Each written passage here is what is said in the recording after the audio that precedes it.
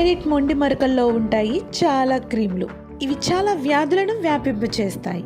కాబట్టి టాయిలెట్లో ఉండాలి మరింత శుభ్రత. శుభ్రమైన మెరిసే టాయిలెట్ కోసం కావాలి కొత్త neo fresh dose toilet cleaner. దీని నిరంతర శుభ్రత మీ టాయిలెట్ను స్వచ్ఛంగా మెరిసేలా చేస్తుంది. చిటికలో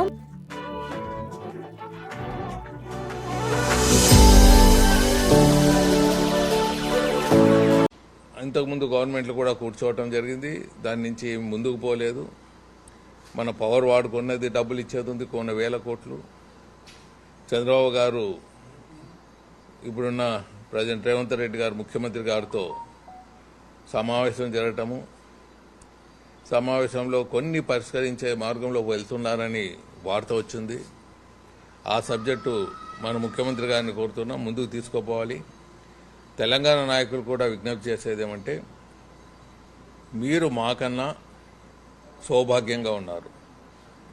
తప్పుడు ప్రచారంతో తెలంగాణ అభివృద్ధి అయినా తెలంగాణ విభజన చేశారు. ఇప్పుడైనా మాకు న్యాయం చేసే దిశలో పోవాలి.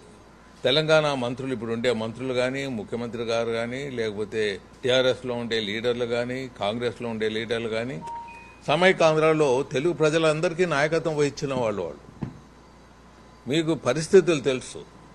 మీరు అవగాహన చేసుకొని, ఢిల్లీలో మాకు గెస్ట్ హౌస్ లేదు, మా ఎంపీలు ఎమ్మెల్యేలు మీటింగ్లు పెట్టాలన్నా ఆ బిల్డింగ్ పరిస్థితి కూలిపోయే పరిస్థితిలో ఉన్నా మాకు ఆ స్థలాన్ని కేటాయించలేదు, ఇవ్వవలసిన స్థలాన్ని.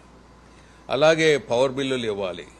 కొన్ని ప్రాపర్టీస్ జాయింట్లో ఉన్నాయి తెలంగాణలో, దాన్ని పరిష్కరించాలి. సో ఇవంతా ఎంత త్వరగా పరిష్కరిస్తే అంత బాగుంటుంది.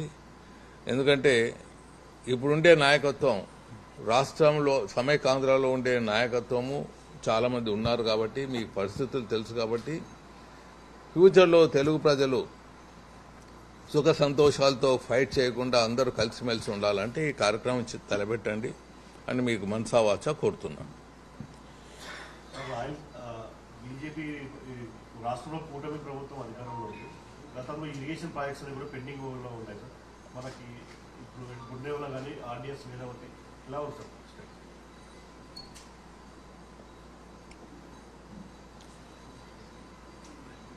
రాష్ట్రము బ్యాంక్రప్ట్లో ఉన్నందున కేంద్ర ప్రభుత్వం ఇచ్చే నిధులతో అయ్యే ప్రాజెక్టులే ముందుకు పోతున్నాయి.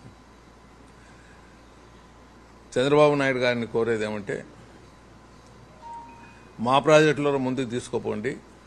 కేంద్రం నుంచి ఏమైనా నిధులు వచ్చే అవకాశాలు ఉంటే తీసుకొని వచ్చేదానికి బీజేపీ నాయకత్వం, రాష్ట్రంలో ఉండే బీజేపీ నాయకత్వం, అలాగే పవన్ కళ్యాణ్ గారికి ఉన్న సంబంధాలతో బీజేపీ నాయకత్వంతో ముందుకు తీసుకునే ప్రయత్నంలో తీసుకుని వెళ్తాం. గుండ్రేవల పూర్తి చేయాలి.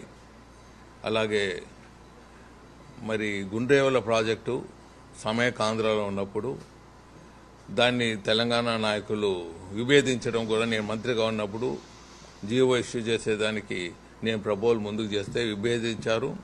మరి ఆ ప్రాజెక్టు స్టడీకి ఒప్పుకున్నారు. ప్రాజెక్ట్ స్టడీ ముందుకు పోయింది కాబట్టి, కంప్లీట్ అయింది కాబట్టి, చంద్రబాబు నాయుడు గారు కూడా సుముఖత ఉన్నందుకు, తెలంగాణలో ఉండే రేవంత్ రెడ్డి గారు కూడా దీనికి సుముఖతగా ఉన్నారు. ఎందుకంటే ఉభయ రాష్ట్రాలు దీంట్లో అడ్వాంటేజ్ ఉంది కాబట్టి, ఉభయ రాష్ట్రాల్లో వెనుకబడిన ప్రాంతాలకు నీళ్లు వస్తాయి కాబట్టి, మళ్లీ చంద్రబాబు నాయుడు గారు, రేవంత్ రెడ్డి గారు దీన్ని సబ్జెక్టు ముందుకు తీసుకుపోవాలి. బీజేపీ తరఫున ఏమన్నా చేసేది ఉంటే తప్పకుండా దీన్ని ముందుకు తీసుకుపోతాం. ఎందుకంటే ఒక లెవెల్కి తీసుకొని వచ్చాం మేము, నేను మంత్రిగా ఉన్నప్పుడు. నెక్స్ట్ ప్రాజెక్ట్ అప్రూవల్ శాంక్షన్ చేసుకోవాలి. దానికి కూడా మేము కోఆపరేట్ చేసేదానికి ఉన్నాం. ఇంకా సరస్వతి ప్రాజెక్ట్ ఒకటి ఉంది, మరి వేదావతి ఒకటి ఉన్నది. ఈ ప్రాజెక్టులు కూడా ముందుకు తీసుకుపోవాలి. దీనికి కూడా ఏమైనా కావాల్సిన ఫండ్స్, నిధులు, ఎందుకంటే తెలుగు రాష్ట్రం దివాలా పరిస్థితిలో ఉన్నది. మీకు ఇంకా బెస్ట్ ఎగ్జాంపుల్ ఏంటంటే, నేను చెప్పిన ఫ్యాక్ట్స్ ఇప్పటికీ విజిబిలిటీ ఉన్నాయి. తెలంగాణ అన్ని ప్రాంతాల కన్నా అభివృద్ధి చెందిందనే దానికి 5 లక్షల కోట్లు, 5,000 కోట్లు తెలంగాణ జీఎస్టీ వస్తే 5,000 చిల్లర, 40-50% ఆంధ్రాకు రావటం జరిగింది. 40% ఉండే ప్రాంతానికి మాకన్నా 60% ఉండే వాళ్ళకన్నా డబుల్ రావటం మీకు అర్థమవుతుంది ఎంత కలెక్షన్ అవుతా ఉందో. అలాగే సమైకాంధ్రలో తెలంగాణలో ఆంధ్రాలో ఉండే పారిశ్రామికవేత్తలు చాలామంది వాళ్ళ హెడ్ ఆఫీసు తెలంగాణలో పెట్టుకొని ఇన్కమ్ ట్యాక్స్ అక్కడి నుంచే కడుతున్నారు. దాంట్లో మనకు షేర్ రావటం లేదు. దాన్ని కూడా మన నాయకత్వం, మన తెలుగుదేశం పార్టీలో ఉండే నాయకులు, పవన్ కళ్యాణ్ గారు వాళ్ళు కూడా ముందుకు తీసుకుపోయి వాళ్ళని కన్విన్స్ చేసి